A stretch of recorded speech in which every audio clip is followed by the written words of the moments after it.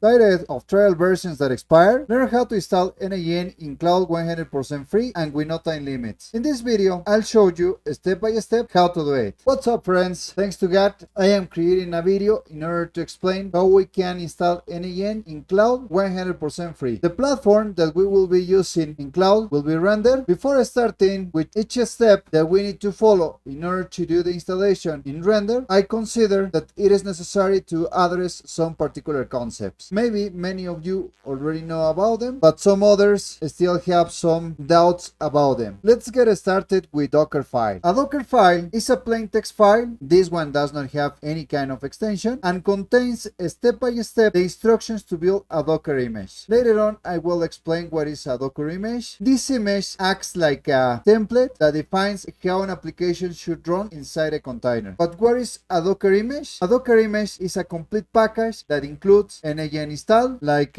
something similar when you download an app on your phone. It also includes everything needed for it to run, libraries, configurations, and this is what is a Docker image. What is a repository? A repository or repo, that is also known, is something similar to a smart online folder where you store your project, and this project contains code, images, configurations, and so on. Why create a GitHub account connection with Render? Because Render needs access to your repository in order to pull your code, Docker file, or configuration files. It also automatically deploys changes when you update your code, and that's why you need to create a connection between your GitHub account and Render. There is another important question that I didn't include in this presentation, and this question is, what does Render do with the Docker file? Render brings the instructions in the Docker file, such as which base image to use, which dependencies to install, environment variables, and so on, to build the Docker container where n8n will run. Without this file, Render wouldn't know how to set up the environment for n8n to work. That's why it is really important to have this Docker file. Once we have addressed those important topics, it is time in order to start with the installation. But for this, we need to create a repository. Inside that repository, we will create a Docker file, and later on, we will connect our GitHub account with Render. We will create a repository in GitHub. For this, we need to create an account. To create an account, you need to click in the top right button, sign up, fill out the form with all the mandatory fields.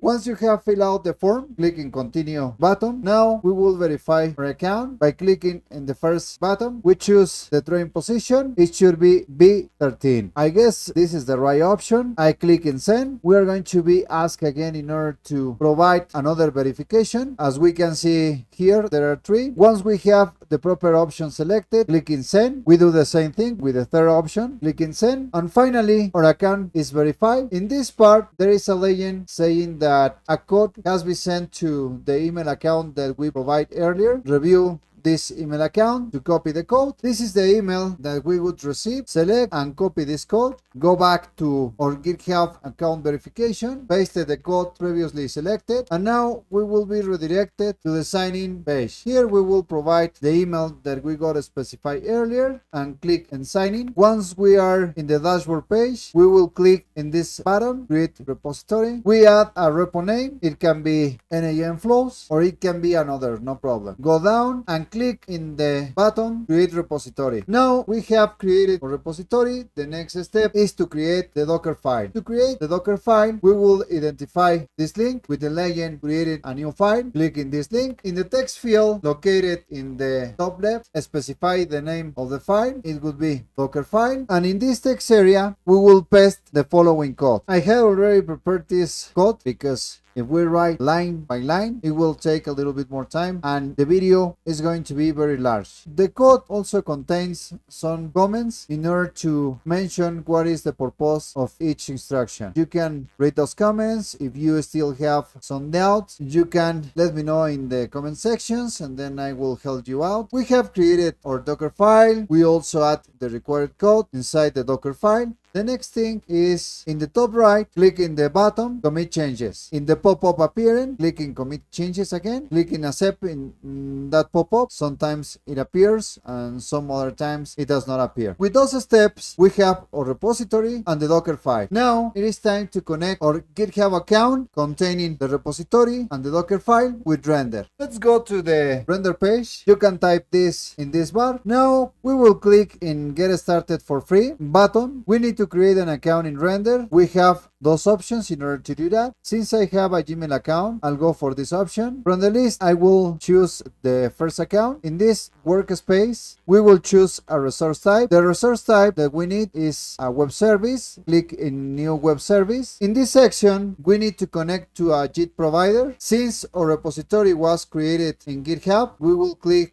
in this button. We will be redirected to this page. We authorize a render to verify our GitHub identity, knowing which resources you can access, and so on. Once we click in authorize, we will be redirected to this page. Click in install. After the installation is complete, this option will appear. Click in this one, we review the form, and in this part we need to select this option. To select this one, we need to click in free, but we need to remember that when we create a free instance, those ones spin down after periods of inactivity. That's why this option is very good, but only for dev. For production, it is recommended that you can buy any of those instances according to your need. Go down, and in this section we find the environment variables. Those variables are really important because if you don't specify them, your n8n instance won't work correctly. But we're going to add those variables later because we need to create one more account. This account will be created in Supabase. Since in Supabase, we will create a database in order to store our n8n configuration. If we don't do that, all the time when we open our n8n instance, we will be asked in order to provide the configuration again, and this is not feasible since all the flows that we will create will be lost. Later, like I already mentioned, come back to the environment variables section. Meanwhile, we click in deploy web service. We need to wait a couple of minutes until the deploy ends. Meanwhile, you can go and prepare a cup of coffee. If we see this icon with the legend live, it means that the deploy is over, and now we can access to our n8n instance by clicking in this URL. We can copy this one or directly click in this link. This setup wizard should appear. In this case, if you don't see that one and instead of that you see something like not found or something like that, you need to refresh a couple of times or maybe 3 times in order to see this wizard. Once we are in this wizard, we need to fill out this form. Click in next. We answer those questions and click in get started. We skip this part since we are not looking for a payment option. In the top right,